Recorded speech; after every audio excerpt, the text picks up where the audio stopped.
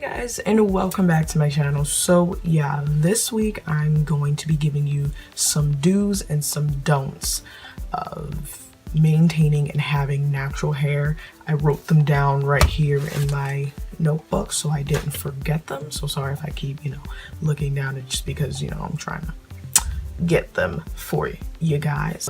I'm in like a really good mood. Life has just been great. Prom is soon, so be expecting a prom video. I'm going to show you my dress, my shoes.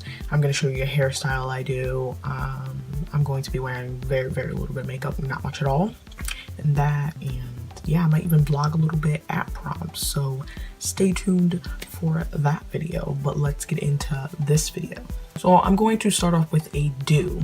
The first do, only use natural hair products. If you're going natural, you don't want to use products that aren't natural, that have chemicals in them that could damage your hair. So you want to use natural hair products. For instance, stuff like this, like shampoo and conditioners by natural brands as Shea Moisture.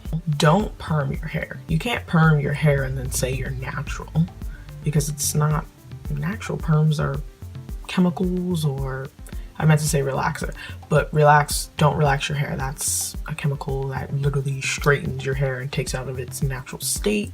If you're going natural, you want to stay away from stuff like that, and that's just not what you want to do. Relaxers mess up your hair and also break your hair off. I actually used to relax my hair when I was younger, but then I realized how beautiful and amazing my hair is and all the great things I can do with my hair, and realized, I don't need a relaxer.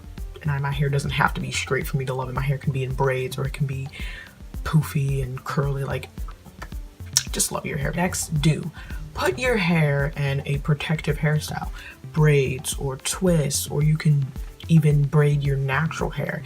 It's just I like getting my hair done like this because it protects my natural hair and it helps my hair grow. So when I take my time, and it's just great. And box braids and twists, and even if you want, you can do cornrows on yourself with hair added in, or your natural hair, and it'll look great, because who really wants to do their hair every day? I don't know. Protective hairstyles, I feel, were invented for people like me who don't like doing their hair. Not because I feel like my hair is bad. No, I love my hair. I know I have good hair, just don't like doing it. So don't put heat on your hair.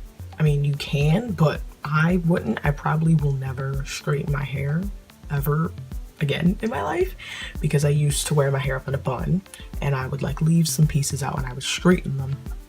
And at the time, I didn't really know of heat protectant and didn't have any heat protectant. So I'm just going over it, messing up my hair, messing up my curl pattern.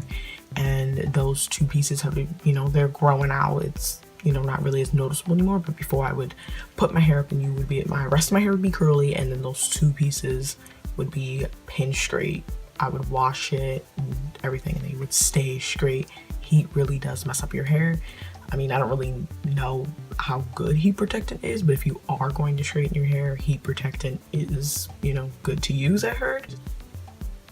Not even blow dry I don't even blow dry my hair. I just let it air dry when I wash it. Next, do clip your ends, monthly, weekly, however, you're supposed to, because honestly, I'm a hypocrite for saying this because I don't clip my ends, because the last time I got my hair done, which was in 8th grade, I actually had put a relaxer in it, and I had got my ends clipped, and they ended up chopping my hair, and my hair probably was damaged and was broken off. That's why they had to chop off so much. But I'm just like, I don't know, it's gonna take me a lot to go to the hairdresser and actually have them clip my ends. But definitely you want to keep your ends clipped so your hair can grow healthy and it's not shedding everywhere. This isn't really a don't, it's kind of more of a think before you do thing. Don't chop off all your hair without actually sitting down and thinking about it. That is a huge decision, even though a lot of people chop their hair off and it looks amazing. But don't chop your hair off just because you're having a bad hair day that day and you're like, I'm annoyed with my hair, I'm gonna chop it off, because then the next day you're gonna be like, wait, no, I shouldn't have done that. Just really think about that before you do it, because you don't want to chop all your hair off and then are regretting it and rushing your hair and trying to I don't even know, what am I saying? To realize, what you're getting yourself into. It's not bad to chop off your hair, but just really think about it. Let's do. Make sure you comb your hair, If it's not in a protective style, make sure you are combing it every day so it's not getting tangled and knotted, and it's not a hassle for you to, comb it when you do. This one, I don't know. It's a don't for me, but for other people, you can do it if you want. But I, think if you're going natural, dyeing your hair probably isn't the best thing to do, because I was going to dye my hair, because I used to go to the hairdresser and get my hair straightened all the time, and they told me, they were like, you know, you really shouldn't dye your hair's really nice, you're gonna mess it up. And I was like, you know what, I'm not gonna do it. I just personally don't think that dyeing your hair is the best thing to do, because dye dries your hair out and it does break your hair off. But if you want to, you can. That's just a don't that I wouldn't, that's something I would do as being natural. You moisturize your scalp with either a natural grease or a moisturizer. Just moisturize your scalp. You can even use coconut oil. We all know coconut oil solves everyone's problems, all problems. So coconut oil to moisturize your scalp, or it's castor oil. Sometimes I use castor oil, I mix them. So yeah, definitely make sure you wash your hair. Yeah, I think I said that in the beginning, use natural products. So yeah, just make sure you wash your hair, deep condition and all that, you know, all that good stuff. And my last do is make sure that at night you are wearing like a silky scarf or a silky cap, something to, you know, just protect your edges and just your hair in general, because I know they say non-silk pillowcases can like pull at your edges and at your hair, so you want to use something to protect your hair before you go to bed. I like a silky cap or something. I'll show you the one I use actually. I'm gonna put my hair up in a bun, put it around my edges to protect it.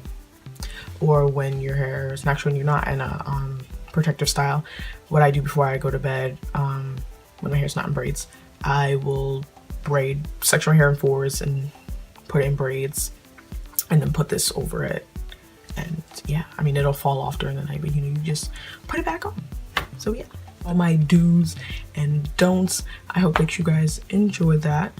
And this week's positive quote is to just love your natural hair and don't let anyone tell you otherwise, or don't let anyone make you feel bad for having natural hair or being natural, because your natural hair is beautiful and there's so many amazing things that you can do with it. You can get your hair braided, you can there's just so much you can do. I'm not going to sit and name them because can't think of any right now. It's on my head, but trust me, there are a lot of things you can do with your natural hair and love your hair, embrace it, wear your afros, and just, you know, love your hair. One that literally watches my videos every week, and even people who comment and give thumbs ups, like, thank you, because starting YouTube, I didn't think anyone was even going to pay my channel any much attention, but people do, and I like that. So thank you, and I'll see all of you guys next week.